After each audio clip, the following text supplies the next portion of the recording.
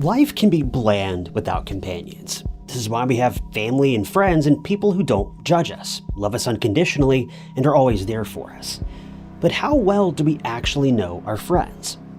Keeley Bunker, after a late night out on September 19th of 2019, was heading home to be well rested for a job interview later that day. Now, considering the direction this case took, you would think that she was walking alone at night, which is many people's worst fear. But she wasn't. Her friend was walking with her, someone she trusted to keep her safe. But if that's so, then why didn't Keeley make it to her interview? Why was she reported missing the same evening?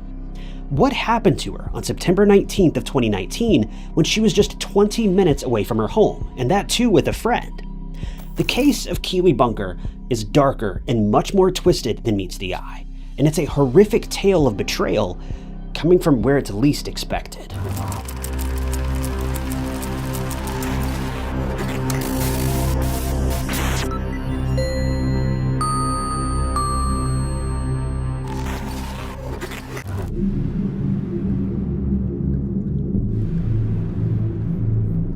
Keeley Bunker was born on September 7, 1999, to parents Christopher Bunker and Deborah Watkins in Sutton Coldfield, West Midlands, England.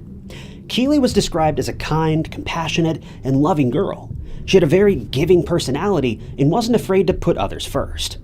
When she was older, she helped her aunt to look after her cousin, who unfortunately had severe disabilities, along with her aunt's other children, just to make their lives easier. That's how helpful, kind, and generous Keeley was. She loved people around her unconditionally and was a breath of fresh air for most people that knew her. As Keeley had experience taking care of children, and it helped that she loved being around them, Keeley had dreams of becoming a school teacher. Her family said that there wasn't a more fitting profession perfectly tailored for Keeley than teaching. At the time of this case, Keeley resided in Tamworth, Staffordshire, and worked at the Drayton Manor theme park while working on making her dreams of teaching a reality.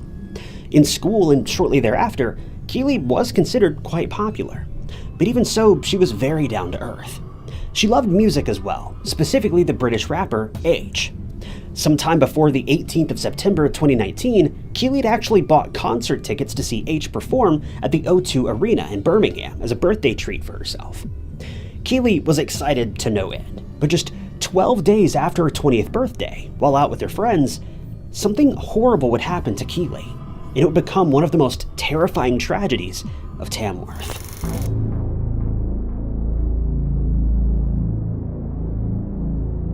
After celebrating her 20th birthday, Keeley and one of her close friends, Monique Riggin, went to see H's live performance at the O2 Arena in Birmingham on September 18th of 2019.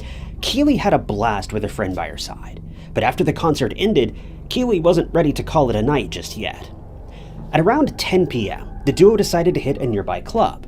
But before they reached the club, they made a stop at the New Street station to meet up with one of Keeley's friends, 20-year-old Wesley Streete. Wesley was a childhood friend of Keeley's, and the two had known each other since they were little. They had mutual friends, and even though they didn't hang out much, Keeley wanted to invite Wesley for a fun night out, since they'd recently reconnected. Together, the trio reached a nightclub called Snobs, located in Tamworth, at around 10:40 p.m. And all of them had a fun time with drinks and dancing. For the next 4 hours or so, Keeley had a couple of drinks, but was supposedly being quite responsible with her drinking. Wesley, on the other hand, went a bit wild. Finally, at 2:40 a.m., the friends decided to call it a night, and Monique proceeded to call a taxi to her house in Tamworth. Now, Monique and Keeley actually lived pretty close to each other. Their houses were about a 20-minute walk away from each other, so it was all good. During the cab ride, Wesley had to make a stop in the middle because he wasn't feeling well. But finally, at about 3:30 a.m., the trio reached Monique's home. Since it was pretty late at that point, Monique asked if Keeley wanted to spend the night at her house. But Keeley declined the offer, as she had an interview for the position of assistant teacher at a local school at around 2 p.m. that same day. Even though Monique was still worried about Keeley getting home safely, she assured her by saying, quote, "I've got Wes, I'll be fine. I'll walk with him and I'll be safe." Wesley also lived close to Keeley, so the plan was perfect.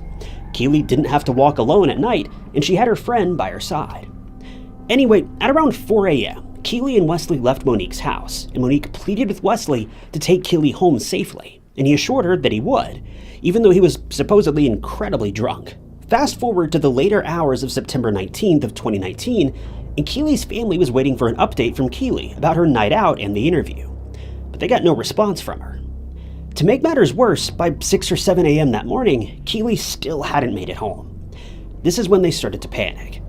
Around 12:30 p.m., Monique also called Keeley to find out whether she'd reached home safely or not, but she got no answer or any message back from her.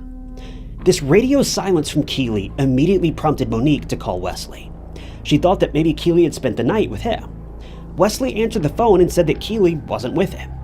When asked about walking Keeley back home a couple hours ago, Wesley went on to explain that as they left Monique's house, he had to stop by his house as he was feeling nauseous again.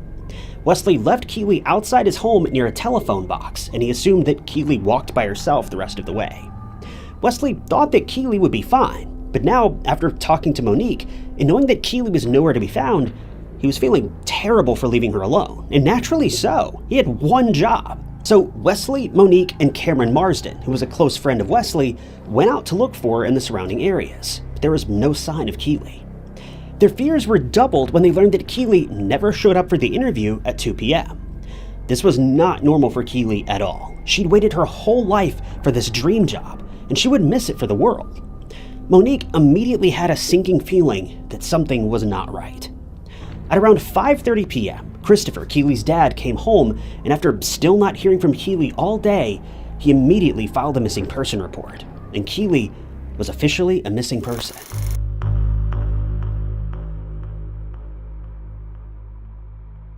The police immediately jumped into action once Keeley was reported missing. A 20-year-old girl who was living a good life and had an interview for a job that was perfect for her couldn't have just up and left. Keeley's disappearance shook the community of Tamworth, and everyone took part in the search for her. At around 9 p.m., it was getting dark, but the search for Keeley was still on, and people were using flashlights to look for something, anything, that could lead to Keeley. When the search party reached Wigginton Park, that's when people heard a horrifying scream. An off-duty investigative officer named Dean Reynolds, who had also had a military background, described the scream as the most horrendous and fearful sound he'd ever heard. What was even more painful was that Jason Brown, Keeley's uncle, was the one who screamed, and that was because he discovered something that he didn't want to see. Even though it was dark, Jason wanted to look around Wigginton Park, and when he reached a small and shallow pond, that's when he saw something. It was a body partially immersed in the pond, and when Jason shone some light on the body, something caught his eye. It was a glimmering of a bracelet, the same bracelet that Keeley always wore. When detectives and emergency services reached the pond, unfortunately, 20-year-old Keeley Bunker had already lost her life. Keeley's body was taken for an autopsy, and the news of her passing was given to her parents, who couldn't even believe what they were hearing. Their daughter had just turned 20 days ago, but now she was gone. Keeley's friends were also informed of her passing, and Monique was struck with incredible grief. She was battling with the gnawing feeling of sadness and guilt. She thought that she could have just forced Keeley to stay with her and then she'd still be alive. It was just unbelievable. The autopsy revealed several disturbing details about Keeley's passing. She was disrobed, and there were signs of violation, which is just so heartbreaking to imagine what Keeley went through before her tragic demise. There were also a lot of defensive wounds on her body, mainly on her neck and arms, and her cause of death was compression to the neck. Now that the case had taken a grim turn from a missing person investigation to a full-blown homicide investigation, the police knew that they had to catch the perpetrator, and fast. Given the timeline and series of events a few hours before Keeley went missing, the investigators knew that they had to talk to the last person she came in contact with, and that was none other than Wesley Streete. The police arrived at Wesley's home in Tamworth, and they just wanted to ask a couple of questions. They even took Wesley in the patrol car to help find the exact spot where he left Keeley a few hours prior. Now, this detail doesn't make much sense to me, because according to what Wesley told Monique, he left Keeley just outside the front of his house near a telephone box, but now he was having officers drive him around the area so that he could show them where he left her. I'm not sure if this detail was simply misreported by a news outlet, or if there's something more to this, but this detail seemed important to point out. At first, the detectives weren't suspicious of Wesley, as he was trying his best to cooperate. But a few minutes into the car ride, the investigators asked Wesley for his phone, but Wesley refused to hand it over. After a bit of coercion from the police, Wesley did what he was asked, but he proceeded to get defensive, saying that he felt as though the police were blaming him and that they thought he was the suspect. Now, this is extremely alarming. If your childhood friend had gone missing, you would try to do everything in your power to find them and help the authorities as much as you can, not get defensive about it. This behavior could be the result of one of two scenarios. Either Wesley was freaking out being questioned by the detectives, or he may have had a hand in what happened to Keeley and was trying to save his skin. Needless to say, if the police weren't suspicious of Wesley before, they certainly were now. Anyway, all of this was going on at the same time that the search parties were looking for Keeley, and when Keeley's body was discovered, the investigators knew that Wesley's behavior wasn't weird for no reason. While still in the cop car, just a couple of hours into the search for Keeley, Wesley was arrested on suspicion of taking her life, and he was taken to the police station, where he was officially interrogated for the crime. Mind you, at this point, the evidence police had was quite shaky. Best I can tell, they had little more than a gut feeling about this man, simply because he'd been acting so strangely. Regardless, his DNA was taken and sent off to be compared with the DNA that was found on Keeley's body. What was odd was the fact that Wesley changed his story every single time new evidence was brought in front of him, which made him even more suspicious. First, he denied any involvement in Keeley's passing and said that they never engaged in intercourse and that they went straight home from the nightclub. But this story soon hit a wall when Wesley's phone records showed that a cell phone tower pinged close to the location of Wigginton Park on the 19th of September after 4 a.m., confirming that he was indeed in Wigginton Park. So there was no way that his story was true. This is when Wesley proceeded to change his tone. He told the detectives that he and Keeley did end up going to Wigginton Park after leaving Monique's house, but they were a bit drunk, and Wesley playfully jumped on Keeley's back, causing her to trip and hit her head on a fence post, leading to her demise. But this story was quickly thrown to the side very quickly by detectives, as Keeley's autopsy confirmed there was no injury or blunt force trauma to her head, and her blood alcohol levels were lower than the legal driving limit. She may have been a bit drunk, but she wasn't nearly as intoxicated as he was. During this time, the DNA results came out too, and the DNA found on Keeley's body matched that of Wesley.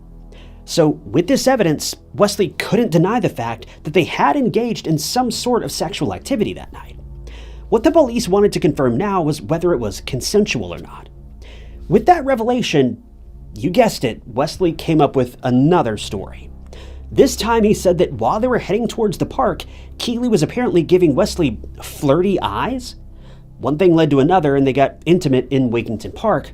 Wesley proceeded to say that during their consensual intercourse, he was holding Keeley's neck in an act of passion when he suddenly felt her body going limp.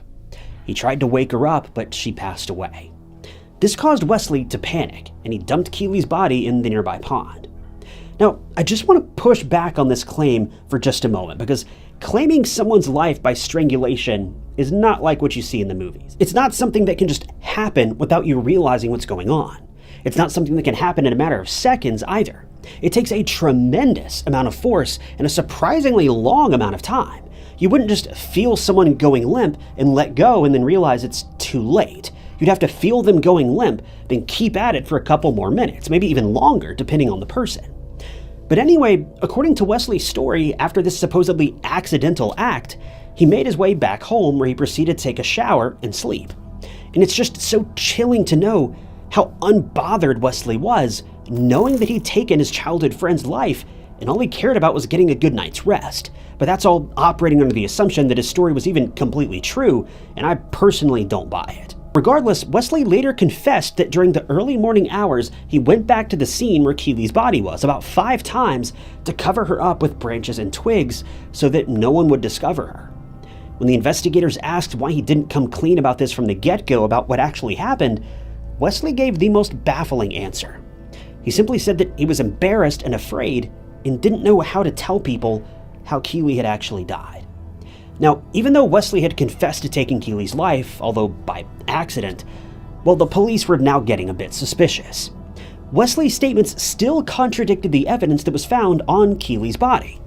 For starters, the defense wounds on Keeley's neck suggested that she was trying to loosen the hold that Wesley had on her, just like I described a moment ago. There's no plausible scenario when you can accidentally strangle someone. Whatever happened that night, it was not an accident, and it was not consensual.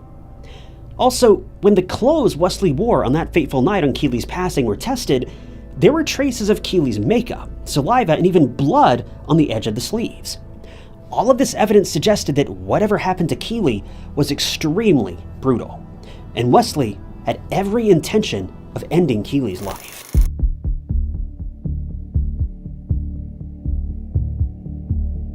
Up until Wesley's trial in July of 2020, he maintained his innocence and deemed Keeley's loss as an accident. But the prosecution wanted Wesley to receive punishment for what he did. Since Wesley was of no help and didn't come forth with a motive for ending Keeley's life, the police had no choice but to theorize it. They thought that Wesley was attracted to Keeley. Keeley was a beautiful, lively, and friendly young woman, the type of person nearly anyone could fall for quite quickly. Police theorized that after leaving Monique's house, Keeley and Wesley made their way to Wigginton Park, and during that time, Wesley tried to make advances towards her.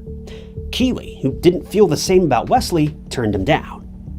Now, this was just something that seriously angered Wesley. Wesley didn't want to hear the word no, and this was what caused Wesley to tackle Keeley to the ground, subdue her, and take advantage of her, all the while squeezing her neck. Keeley tried to put up a fight to make Wesley stop, which was when she was inflicted with defensive wounds.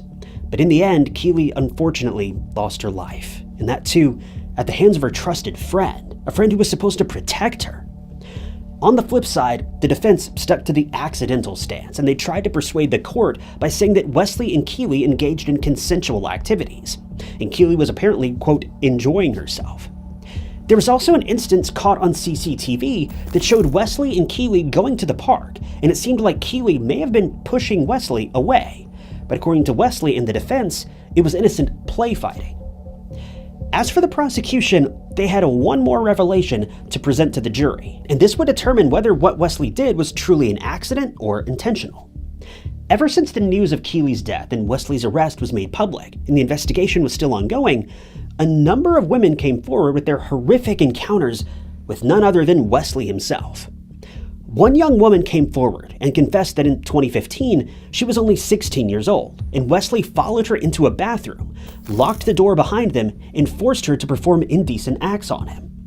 But that wasn't the end for this poor girl, because she was cornered by Wesley again a couple of days following the first incident and forced himself on her again. Another young girl came forward and claimed to have been victimized by Wesley back in 2017 when she was also underage. In 2019, just months before Keeley's tragic passing, Wesley targeted another woman who was 20 years old, and his MO was pretty much the same. It's heartbreaking that none of these women came forward sooner, but the fear these young girls likely felt is unlike anything you could imagine, so it's certainly understandable. These women were very brave to come forward with what they endured at the hands of an evil man, and thanks to them, this case was about to get as simple as one could be. But it does beg two very alarming questions. How many women and minors did Wesley actually terrorize and violate? And could there be more of Wesley's victims out there who are still afraid to come forward? After the jury deliberated for 8 hours, which is a surprising amount of time considering the evidence, they came forward with their decision. Wesley Streete was found guilty of all charges, including the charges he now faced regarding the minors that he forced himself on. He was sentenced to a minimum of 30 years behind bars, but he will be eligible for parole after that time, which is terrifying to hear. Keeley was a beautiful young woman who had lots of plans for her future. But everything came crashing down on the very day that she was looking forward to for so many years. She finally had made it. Her dream job was just an interview away, and Wesley stole that from both Keeley and her family. Keeley's parents had a hard time wrapping their heads around the fact that Wesley, a young man that they considered to be like family, had such a dark side to him, and they never even anticipated that this man could take the life of their beloved daughter and ruin the lives of so many other daughters. After the sentencing, Keeley's family said the following, saying, quote, "As Keeley's family, the outcome of this trial will never be enough in terms of justice. Keeley was the kindest, most caring, innocent young lady you could ever meet, and was only just starting out in her life. Such is the hell we feel. We're incapable of showing any forgiveness." On October 24th, 2019, Keeley's funeral was held at St. Edith's Church in Tamworth, and her parents requested attendees to pay homage to their daughter by pairing their black attire with something pink, as it was Keeley's favorite color. Hundreds of people, including friends, family, and close relatives, gathered to bid farewell to a girl with such a promising future. The case of Keeley Bunker depicts the alternate and very dark side of supposed friendships. It leaves you wondering whether you can trust a friend with your life or not. Keeley trusted Wesley to walk her home safely, but rather, he led her straight into the hands of danger. And this was the worst betrayal a friend could ever receive. We can only imagine how Keeley felt during her last moments, fighting for her life to get away from the person she trusted so deeply. In the end, Wesley managed to backstab all of the people who loved him like family. And for what? To what end? We can only hope that Keeley's family is, after these years, learning to heal from this tragedy and living their lives while trying to come to terms with the enduring loss of their wonderful daughter.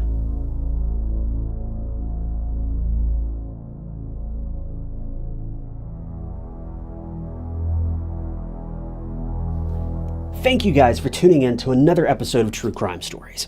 I wanted to give a special thank you to some of the new channel members, including Jesse Lee Reed and Judy M. There are so many new members who joined the channel this month, but I just wanted to pick a couple of you guys at random and let you know just how much I appreciate your support. If you also want to become a member of the channel, you can gain access to new videos sometimes days or weeks before they're uploaded to the public, and it's currently the best way you can help keep the channel afloat and help out. I'm so grateful to those of you who've decided to do that. If you want to join, you can click the big join button below this video, or if that button's not there, there's a link down in the description. I'm hoping we're going to have some news on the new merch store in the coming weeks. I'm just waiting on some new samples to be mailed in before we can actually, officially announce anything. So be sure to keep an eye out for that in future videos, and stay tuned into the community page as well, because I'll probably post the merch stuff there before it makes it into an actual video. But as always, if you enjoyed this video, check out this other interesting case I covered, and don't forget to subscribe. It's totally free and keeps you up to date with all of my future videos. But my name is Ty Knotts, and I'll catch you guys in the next one.